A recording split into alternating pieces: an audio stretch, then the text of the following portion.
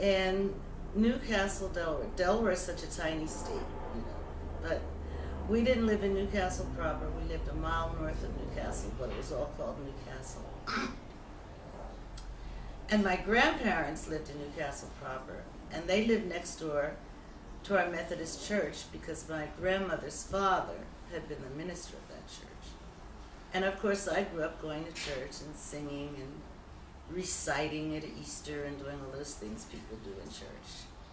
And plus, my mother bought a piano for me, which was great, you know, when I was young, but when I wasn't home, I could just go on the side door of the church and practice piano in the church, you know.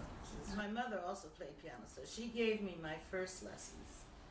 And then when I was around 10, she decided I should have a real piano teacher, so she took me to Miss Naomi Roberts, who lived, my grandparents lived on East 4th Street, and she lived on West 4th Street.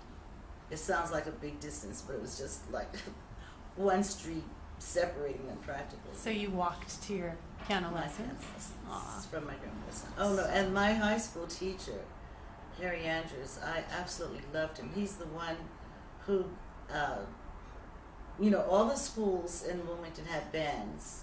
Our band was the only one that wasn't integrated, which meant it didn't have girls. So the decree came down, they had to have girls. So he asked me, this man, by the way, started a music theory class for just 2 people. Isn't that something? I could have elected to take home ec, which I was not interested in. Right.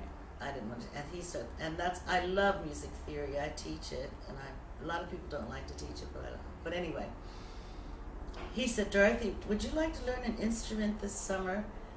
And I said, okay. And so he said, well, choose one. I said, clarinet. So during the summer, he gave me clarinet lessons.